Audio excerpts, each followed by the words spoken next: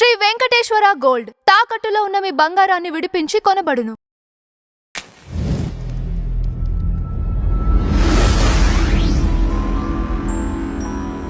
AP fibre నెట్కి సంబంధించిన issue ఏంటండి? ఇప్పుడు మీకు మీడియా చెప్పి అదే నేను అనుకుంటారు అందరూ.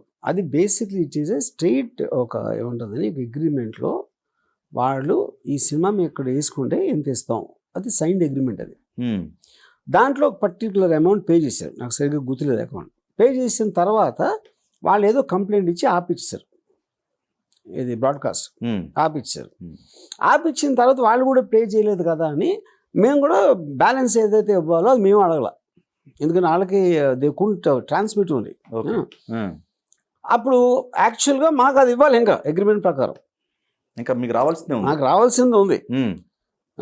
ఇది కూడా ఎప్పుడు జరిగింది డీల్? 1 month, నాకు సరిగ్గా గుర్తులేదు time, 1 month before the release of the thing something. వాళ్ళు ఇచ్చిన దాంతో సినిమా చేశాను అని ఇదంతా మీడియా కన్నారు.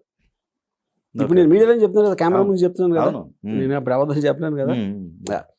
సో ద బేసిక్ కంటెన్షన్ ఏంటంటే, మేము వాళ్ళు కలిసిపోయి కుమ్ముక్కయ్యి ఒక కాంట్రాస్ట్, ఒక రాత్రి గుహలో కూర్చుని ఇలా ప్లాన్ చేసాం అనేది ఏముంటుందని ఫర్గాట్, ఇట్స్ కాల్డ్ కుట్ర కాదు, exactly collusion. That is what I think the point is. But on paper, we actually have to get money. Yeah. Okay. That is actual truth of the case. అది మీరు ఎవరు చూసినా అదేం రహస్యం కాదు. Okay. అది ఎవరు తీసి చూసినా మన పిటిషన్లో తెలిసిపోతుంది. అంటే ఇది ప్రీవియస్ ప్రొడక్షన్ అనుకొని దానికి ఈ మనీ ఇట్లా ట్రాన్స్ఫర్ చేద్దాం అని చెప్పేసి వాళ్ళు అనుకుని మీతో చేపించి ఉండొచ్చాము. అది కొల్యూజన్ అంటున్నా. ఓకే. అది కన్స్పిరసీ. Okay okay. పేపర్ మీద ఉన్నది అంతే కదా. మిగతా నేను 100 చెప్తాను దాంట్లో. అది ఎవరి పాయింట్ ఆఫ్ వ్యూ అది. Okay okay.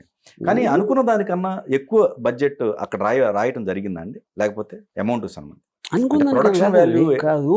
అది offer to give X amount of money for having the telecast rights on the net. అంతే. దాంట్లో ఒక హాఫ్ ఎంతో పే చేశారు, హాఫ్ ఇవ్వలేదు. మేము అప్పుడు క్లెయిమ్ చేయడానికి రీజన్ వాళ్ళు కూడా చేయలేకపోయారు కదా. ఓకే. ఇప్పుడు మీరు ఒక బయర్ అమ్మారండి, బయర్ నాకు పేపర్ మీద ఓకే నేను ఈ పర్టికులర్ థింగ్ నేను ₹1 కోటి కొంటున్నా అన్నాడు. కొంటున్నా అన్నాక సరే అన్నాక ఆడ 50 లక్షలు ఇచ్చాడు. 50 లక్షలు ఏదో కారణాలతో థియేటర్లో ప్లే చేయలేకపోయాడు. అసలు వాడి థియేటర్లో ప్లే చేస్తేనే కదా డబ్బు వస్తుంది. ఆ బేసిస్ మీద మేము అడగలేదు ఆ బ్యాలెన్స్ పేమెంట్ ఇమ్మని. But we can ask any time, ఎందుకంటే అగ్రిమెంట్ బట్టి అదే ఉంది. Okay okay. యా. బట్ దానికి ఈ రైట్స్ తీసుకునేది ఉందా అండి? ఆ సిస్టమ్ ఉందా? ఎవరైనా తీసుకోవచ్చు కదండి రైట్స్. Okay okay. కాదు సార్, ఎవరైనా సరే మాకు సంబంధించిన రేట్కి మేము తీసుకుని ఇక్కడ వేసుకుంటాం.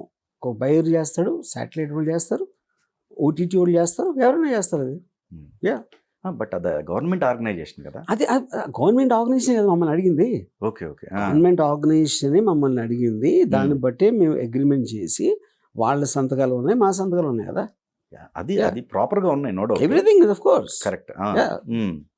కానీ అది చట్టపరంగా కరెక్టేనా? అది చట్టపరంగా గవర్నమెంట్ ఇనిషియేట్ చేసినప్పుడు చట్టపరంగా అంటే ఎలా ఉంటుంది అసలు నాకు అర్థం కాదు. Okay okay. వాళ్ళకి ఒక ప్లాట్ఫామ్ ఉంది సార్, అక్కడ మేము వేసుకుంటాం, దీనికి ఎంత డీల్ మీకు ఓకేనా, మేము ఓకే అన్నాం, అది చట్టపరమే కదా, ఇంకా ఇల్లీగల్ ఏముంది అక్కడ. మరి అదే ఎందుకండి దాన్ని పాయింట్ అవుట్ ఎందుకు చేస్తున్నారు? నేను అదే చెప్తున్నా.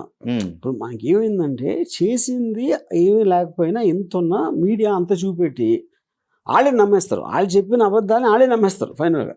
మొత్తం రామగోపాల్ గోడ దూకి వెళ్ళిపోయాడు, ఇవన్నీ అదే కదా కథలో.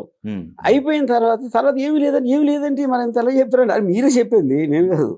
కానీ ఇప్పుడు ఇంతవరకు ఒక్కడ కూడా అందరికీ తెలిసి, ఎవరైనా పిటిషన్ కానీ ఆర్డర్ చూస్తే తెలిసిపోతుంది. ఓకే. రామ్ గోపాల్ మాకు ఎంత ఇచ్చారు అంత ఇచ్చారని చెప్తున్నారు. అసలు ఏంటి ఎగ్జాక్ట్గా ఎవరైనా అడిగాడా? ఎందుకంటే లాజిక్ చెప్తే బోర్ కొడుతుంది జనాలు, డ్రామా ఉండదు. ఓకే. దాంట్లో మీరు బ్యాక్గ్రౌండ్ మ్యూజిక్ వేసి బయట పడిన రహస్యం అని పెట్టి దాని ఫుల్ మ్యూజిక్ పెట్టేస్తే అది అక్కడ ఏమీ లేదా రహస్యం, అందరికీ తెలుసుకోవడం ఉంది అక్కడ. కానీ ఇప్పుడు ఉన్న సమాచారం ప్రకారం అయితే అప్పట్లో అంటే ప్రజాధనంతో అనుకూలంగా ప్రభుత్వం ఏదైతే ఉందో ఆ కాన్సెప్ట్లనే డిజైన్ చేసుకొని వాటికి ఈ రూట్లో నిధులు మళ్లించారు. ఇదే బయటకు వస్తుంది. అంటే ఈ రూపంలో మీరు కానీ నిధులు నేను అదే అంటున్నానండి, మరి ఇప్పుడు అది సొంత కాదు, డబ్బులతో చేసుకోవచ్చు. అది కాదు, నీకు సింపుల్ కామన్ సెన్స్ అంటాను. ఉమ్, ఒక్క సెకండ్ అనుకుందాం. ఉమ్, నేను 2 సినిమాలు చేశాను, యోహో శపథం. అవును.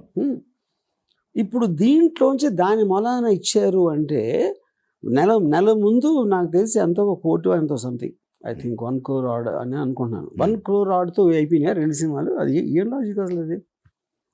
ఓకే, ఇది పార్ట్ అనుకుందాం, మిగతాది ఎక్కడి నుంచి వచ్చింది మిగతాదంతా? ఓకే. ఇప్పుడు మీరు ప్లెయిన్గా దాసరి కిరణ్ ప్రొడ్యూసర్, ఇప్పుడు అది టోటల్గా అన్నీ ఉన్నాయి. ఇది 1 month ముందు సేల్ డీల్, ఇది ఒక బయర్ లాగా వచ్చారు. ఓకే. దీని నుంచి మొత్తం ఇక్కడ మనిస్తాం అంటే ఇప్పుడు ఇంకేమైనా చెప్పచ్చు కదా. ఓకే, డన్ అంతా కలిసి నాకు వీళ్ళు ఇచ్చారు, లేకపోతే ఆడేదో వచ్చేసి వీడు ఇచ్చాడు. మేము కథలు చెప్పాలంటే ఏది చెప్పలేము మనం. సో వ్యూహం, శబదం ఈ 2 సినిమాలకి నిధులు మళ్లించబడలేదు. ఏది అంటే కానీ నేను అదే అంటున్నానండి. ఇప్పుడు నేను director, I make films on first copy. Okay. First కాపీలో నాకు ఎవరు ఇస్తారు? ఎవరైతే ప్రొడ్యూసర్గా వచ్చాడు, అన్ని సినిమాలకి ప్రొడ్యూసర్ ఉంటాడు. రైట్. రైట్. ఇప్పుడు సారీ ఉంది, రవిశంకర్ వర్మ ఇచ్చాడు. ఫలానా సర్కారు ఉంది, ఇంకెవరో ఇచ్చారు. ఫలానా అప్పారావు సినిమా ఉంది, అది ఎవరికి ఇచ్చారు. అలాగా అది ఇది నా కాంటెక్స్ట్ నేను చెప్పి. ఓకే. ఓకే, ప్రొడ్యూసర్కి ఎక్కడి నుంచి వచ్చినాయి అని అడిగారు అనుకోండి, అది నాకెట్లా తెలుస్తుంది? అది కరెక్ట్. అప్పుడు ప్రొడ్యూసర్ని అడగాలి. ప్రొడ్యూసర్ని అడిగారు, ఎక్కడ లేదు. ఓకే. ఓకే, ప్రొడ్యూసర్ ఆబ్వియస్లీ నాకు ఇచ్చాడు, అలా తీసాం మేము. అప్పుడు ఈ డబ్బులు డైరెక్ట్గా రామ్ గోపాల్ దగ్గరికి వచ్చినాయి అంటే మీకు చెప్పించింది ఫైబర్ నెట్ 1 కోటి రూపాయలు. అది అకౌంట్ నా పార్ట్నర్ కొన్నాడు కాబట్టి ఆడ అకౌంట్కి వచ్చింది. రైట్. Yeah, okay. ఆ కంపెనీ నేను పార్ట్నర్ కాబట్టి నేను అనుకోండి. అంటే అప్పుడు మీరు ఎంత చేసి డైరెక్ట్గానే ప్రొడ్యూసర్ దాసరి కిరణ్ కుమార్ అని పెట్టాం, అన్నిసార్లు ఫంక్షన్లో ఉన్నాం, ఇద్దరం మాట్లాడాం, అది చేసాం ఇది చేసాం, ఇవన్నిట్లో మీకు అప్పుడు కాన్సన్ట్రేషన్ ఎక్కడ ఉందని చెప్పండి. కామన్ సెన్స్ పాయింట్లో. ఓకే, నేను అడుగుతున్నాను, అదే కామన్ సెన్స్ పాయింట్లో ప్రొడ్యూసర్కి ఎక్కడి నుంచి వచ్చినా అడుగుతారా? నా దగ్గర ఏమి లేకపోతే ఇది. ఎందుకంటే ఇప్పుడు దీంట్లోనే ఆడ 20 కోట్లు ఇస్తారు అనుకోండి, అసలు అగ్రిమెంట్ ఏమీ లేకుండా ఏదో సంథింగ్ 20 10 ఎంతో. అప్పుడు ఈ విధంగా చేశారని అనుకోవచ్చు. మీరు అక్కడ ఫిగర్ ఏంటి, అగ్రిమెంట్ ఏమి సైన్ పెట్టారు, ఇది కనపడుతుంది. అది చెప్తున్నా. అది కూడా నెల ముందు జరిగింది. సినిమాలు 2 అయిపోయినాయి, ఎప్పుడో అయిపోయినాయి. 5-6 నెలల క్రితం అయిపోయినాయి సినిమాలు. ఓకే. బట్ ఇది పార్ట్లీ వాళ్ళకున్న ప్రాసెస్ ప్రొసీజర్ ద్వారా ఇనిషియేట్ చేసింది. అది తప్పు కాదు, ఎందుకంటే అంతకుముందు ఆఫీసర్ ఎవరో కరెక్ట్గా చేయలేదో లేదో వాళ్ళకున్న ఎలిగేషన్స్ నాకు తెలియదు. దానికన్నా ఎక్కువ మీడియా బ్లోప్ చేయడం, అది మీడియా ఇప్పుడు సింపుల్ థింగ్ చెప్పచ్చు కదా, ఇది అగ్రిమెంటు ఇది అని చెప్పకుండా మీరు డ్రామాటిక్ లైన్స్ మాత్రం పెడతారు.